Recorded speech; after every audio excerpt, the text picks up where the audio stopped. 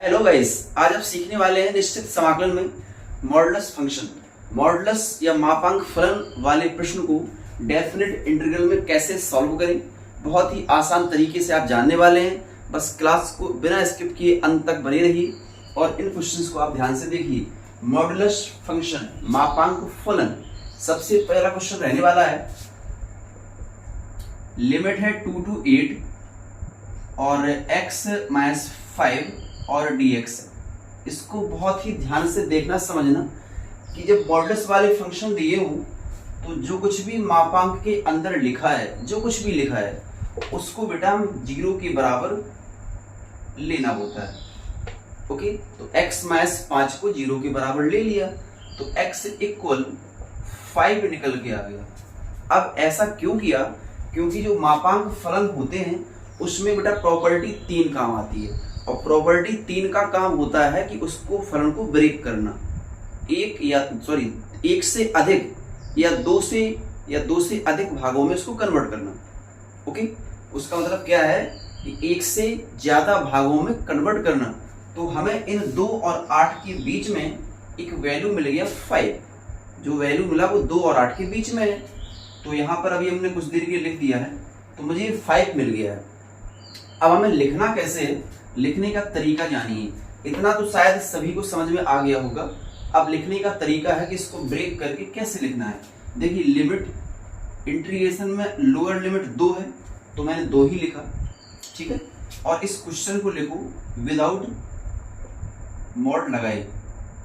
Okay, clear हुआ। फिर plus, अब फिर इंटीग्रेशन करो, अपर लिमिट लिखो और इस क्वेश्चन को फिर से लिखो विदाउट मॉडुलस। ओके, तो क्या किया मैंने, इसी x - 5 को फंक्शन को 2 बार लिखा, बट लिमिट दोनों में डिफरेंट है। इसमें अपर लिमिट 8 थी तो 8 लिख दी, लोअर लिमिट 2 थी तो 2 लिख दी। इस प्रकार का ब्रेक करना प्रॉपर्टी 3 का काम है। ओके, अब जो मुझे ये वैल्यू मैंने छोड़ रखी है 5, वो इन दोनों के बीच की ही वैल्यू होना चाहिए। तो उन 5 को एक तो यहाँ लगा दिया, एक बार लिमिट 2 से 5 बन गई है और एक बार 5 को यहाँ लिख दिया तो एक बार लिमिट 5 to 8 बन गई है। ओके, क्लियर है ना। अब क्या करना है, अब बस एक बात को और चेक करना होता है, चिन्ह, निशान माइनस का आएगा या प्लस का आएगा। We know that modulus function always positive number देता है। अगर आप x का कुछ भी रखो वैल्यू यहाँ पर, जो रिजल्ट मुझे मिलेगा वो हमेशा पॉजिटिव मिलेगा। बस इसीलिए अब यहाँ तो मैंने मॉड लगाया नहीं है, मॉड हटा दिए हैं। तो बस हमें ये चेक करना है कि अगर 2 से 5 के बीच का कोई नंबर रखें, कहीं नेगेटिव तो नहीं आ रहा है, जबकि पॉजिटिव आना चाहिए ना। वही काम यहाँ भी चेक करना कि 5 to 8 के बीच का कोई भी नंबर अगर इसमें रख दें तो कहीं ये नेगेटिव तो नहीं आ रहा है। तो केवल किसी एक को चेक करना होता है। तो चलिए भाई, हम किसी एक को चेक कर लेते हैं। चलिए इसी को चेक कर लो। 5 और 8 के बीच में बहुत सारे नंबर हैं, तो चलो मैंने इसके बीच का 6 लिया और 6 को रख के देखा। अगर 6 रखेंगे तो 6 में से 5 लेस होगा तो बेटा 1 बचेगा और 1 प्लस का है। 1 कैसा है? प्लस का। तो ये तो श्योर हो गया कि प्लस है। अगर ये प्लस है तो निश्चित ही इसके आगे या पीछे जो कुछ भी है वो नेगेटिव ही होगा। तो इसके पीछे वाला नेगेटिव होगा, इसलिए माइनस का चिन्ह लगा दिया कि पॉजिटिव हो जाए। ओके, बात समझ में आ रही है। या फिर रख के भी देख सकते हो, लेकिन विदाउट एक को रखना है तो दूसरे वाले को बिना रखे ही आपको जानना है, ठीक है। अच्छा, अब हमें इसका इंटीग्रेशन करके सॉल्व करना, जो भी था यही था।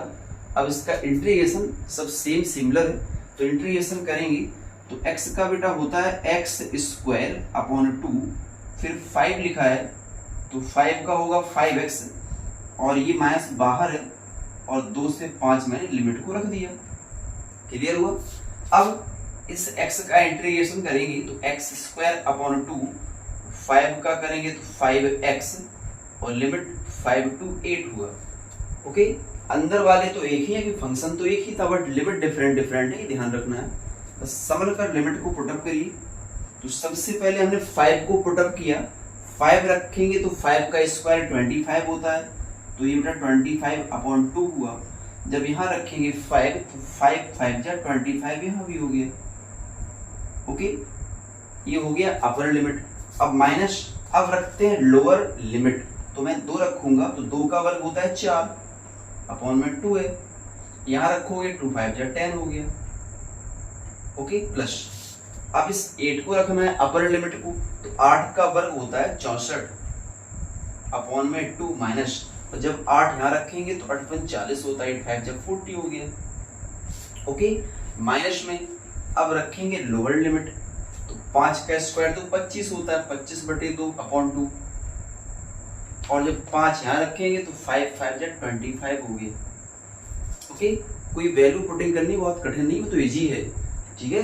बस मेन रोल ये था डिवाइड कैसे करना, अलग अलग कैसे बांटना 2 भागों में, उसका ही काम आपको देखना है, अदरवाइज सभी सेम है। अब बस हमें करना क्या है, इनको सॉल्यूशन करना है, ठीक है, इनको सॉल्व करना है। तो कैलकुलेशन करके देखते हैं, तो क्या बेटा ये 25 है, अगर हम 2 को एलसीएम कर लें तो 2 लासा आएगा, तो ये बचेगा 25 माइनस में 50, क्योंकि एलसीएम करने के 2 का मल्टीप्लाई हुआ, माइनस में ये पहले कट कर लो, तो बेटा 2 बार कट हुआ, और 10 में से 2 लेस करो तो 8 बचता है। ओके प्लस ये भी 2 से कट हो रहा है, वो भी 32 टाइम 32 बार, 40 में 32 कम करो तो माइनस का 8 बचता है। इतना सब चल रहा है क्लियर। फिर माइनस, अब यहाँ भी 2 एलसीएम कर लो, तो ऊपर 25 है, माइनस में हो जाएगा 50, ठीक है। अब बस इनको हम करते हैं कैलकुलेट, और बहुत ही आसान सा है, 1 मिनट।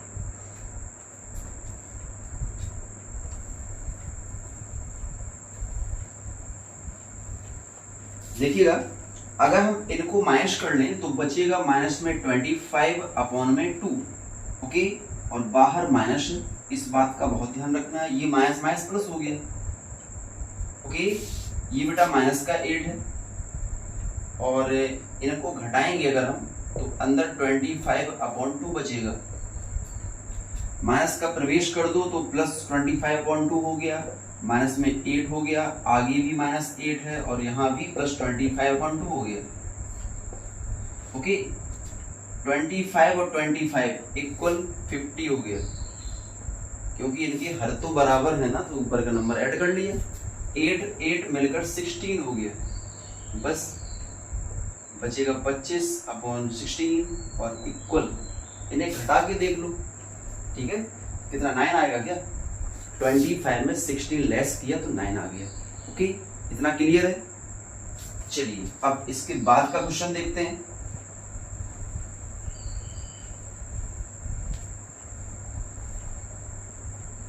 एक वीडियो केवल ये बनाएंगे कि ये सब बिना सॉल्व किए शॉर्ट ट्रिक के द्वारा आप किस प्रकार से इनका आंसर निकाल सकते हो, केवल जस्ट सेकंड में, ठीक है।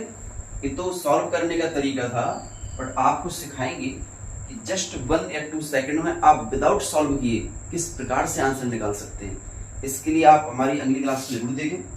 क्वेश्चन नंबर 2, तो सेकंड क्वेश्चन क्या है, -5 to 5 और x प्लस में 2 dx, ठीक है। कोई भी फंक्शन दिया हो बस मॉड के अंदर होना चाहिए, और हमें उसके बराबर हर हाल में 0 लिखना है। तो मैंने इस फलन के बराबर भी यहाँ पर x प्लस 2 को 0 लिया, इस प्रकार से x का वैल्यू -2 मिला हमें। ओके इतना क्लियर हुआ। अब यही 2 जो मिला है वो इन दोनों के बीच का ही होना चाहिए। तो आपको तो पता है कि जो -2 है, अगर नंबर लाइन बना दें और इस -5 को लिखें और फिर +5 को लिखें, तो निश्चित है कि जो -2 है वो इनके बीच में कहीं ना कहीं जरूर है, समझे ना, क्योंकि -5 के पीछे -4 होता है, उसके पीछे -2 है, तो इनके बीच का तो है, फिक्स हो गया, ठीक है। तो मैंने यहाँ लिखा, यहाँ आपको लिखने की आवश्यकता नहीं, बस समझाने के लिखा है। तो क्या करते हैं, क्या है, इन दोनों को लिखते हैं लोअर लिमिट, तो वही रहेगा, और जो -2 आया वो अपर लिमिट बन गया, और ब्रैकेट लगाकर x प्लस 2 लिख दो, मॉड हमें नहीं लगाना है। ओके अच्छा, अब प्लस करके इसको लिखेंगे, जो यहाँ अपर लिमिट बना था वो अब लोअर लिमिट बन गया, और अपर 5 है, और फिर से x प्लस 2 और dx लिख दिया। इतना क्लियर हुआ क्या, कोई प्रॉब्लम नहीं, बस एक जीरो मान के x का एक मान निकल आया, कभी कभी दो भी मान निकल सकते हैं, तो हम क्रम बाई क्रम कि कौन छोटा कौन बड़ा ऐसी बना बना के आगे लिखते जाते हैं, ठीक है। अच्छा, बस एक बात चेक करना बाकी रह गई है कि कौन सा माइनस होगा। ये कोई फिक्स नहीं है कि पहले वाले में तो फर्स्ट माइनस आया था ना, ये फिक्स नहीं है कि फर्स्ट ही माइनस आए, हो सकता है सेकंड वाला माइनस हो। तो कोई आपको एक चेक करना है, ठीक है, कोई एक। अगर ये प्लस हुआ तो इसका माइनस होना फिक्स है, और अगर ये माइनस हुआ तो इसका प्लस होना फिक्स है। तो कोई भी एक नंबर हम यहाँ पे रख कर चेक कर लेते हैं। चलिए, इनके बीच का एक नंबर लिया तो -5 के और -2 के बीच में -4 होगा, तो -3 भी होगा। कोई भी एक नंबर रख के देख लो। अगर मैं यहाँ पर -4 रखता हूँ तो -4 और +2 ये बेटा नेगेटिव आएगा, तो कंफर्म होगा कि नेगेटिव है ये, इसलिए माइनस लगा दिया कि ये पॉजिटिव हो जाए, क्योंकि मॉडुलस फंक्शन हमेशा पॉजिटिव नंबर देते हैं, पॉजिटिव आंसर देते हैं, इसलिए उसको पॉजिटिव बनाने के लिए एक अलग से अपना माइनस लगा दिया। ओके, क्लियर हुआ। अब बस अब वही काम रह गया कि वैल्यू पहले इनका एंट्री एड करते हैं, फिर वैल्यू पुटिंग करेंगे, ठीक है। तो माइनस बाहर है, एक्स का होता है x² प्लस इस 2 का होगा 2x, और लिमिट में -5 से -2। ओके, इस x का भी सेम काम वही है, x² और 2 का होगा 2x, और 2 -2 5। ओके, अब बस इनको वैल्यू पुटिंग करो, सॉल्व करो, ये तो हमारा ही काम है। अब जब -2 रखेंगे तो ये स्क्वायर लगा बेटा प्लस हो जाएगा 4/2। जब -2 रखेंगे 2 जब 4 माइनस का होगा। अपर लिमिट रख दी, अब बारी आती है लोअर लिमिट की। इनको बहुत समझ के काम करना, क्योंकि जरा सा भी चिन्ह मिस्टेक हुआ सारी मेहनत बेकार हो सकती है। बहुत आराम से काम करना। -5 का स्क्वायर 25/2, और यहाँ रखोगे बेटा तो 5 2 जा 10। ये बड़ा सा ब्रैकेट इस माइनस की वजह से लगा हुआ है, यहाँ पर माइनस नहीं है तो ब्रैकेट बड़े से लगाने की आवश्यकता नहीं है। 5 का स्क्वायर 25/2 और प्लस 5 2 जा 10, फिर माइनस होता है -2 का स्क्वायर 4/2, यहाँ रखेंगे तो माइनस का 4। ओके, इतना बेटा क्लियर हुआ ना। अब बस अंदर का सॉल्व कर लो, तो सीधा सा हम सॉल्व कर देते हैं। 2 4 जा 8 होगा, और 8 से 4 माइनस किया तो माइनस का 4 बचेगा। इतना क्लियर हुआ ना। फिर माइनस में यहाँ पर भी देख लो, अगर 2 एलसीएम लिया 2 10 जा 20 हुआ, और 25 से 20 लेस किया तो 5 बचा। ओके, प्लस 2 10 जा 20 हुआ, और 20 और 25 मिलकर 45 हो गया। फिर माइनस 2 4 जा 8 हुआ, और 8 में से 4 गया तो माइनस का 4 बचा। ओके, इतना क्लियर हुआ ना। अब बस अब क्या करना है, कोई बड़ी सी बात नहीं रह गई है, उसको सॉल्व कर लो और आंसर प्राप्त कर लो। देखिएगा, ये बेस इक्वल है, या पहले चलो माइनस का प्रवेश कर रहे हैं, तो 4/2 प्लस हो गया 5/2 प्लस हो गया। ओके, यहाँ पर 45/2, और ये भी प्लस होकर 4/2। ये कट रहा था बट कट नहीं किया, क्योंकि सबकी बेस इक्वल है, तो डायरेक्ट एलसीएम 2 हो जाएगा। ठीक है, बेस इक्वल होने के कारण एलसीएम 2 हो गया। और बेटा सभी प्लस हैं तो सभी ऐड हो जाएंगे। ओके, तो पहले मैंने 4 4 ऐड किया तो 8 हुआ, 45 में 5 ऐड किया तो 50 हुआ अपॉन 2, तो बेटा मिलकर 58/2, या 2 से कट कर लो तो 29 हो गया। ओके, इतना क्लियर हुआ ना। कोई प्रॉब्लम नहीं है, बहुत छोटा सा क्वेश्चन है, कोई बड़ा नहीं है।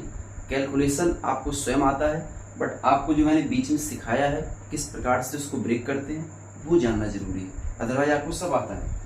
ओके, चलिए नेक्स्ट क्वेश्चन देखते हैं।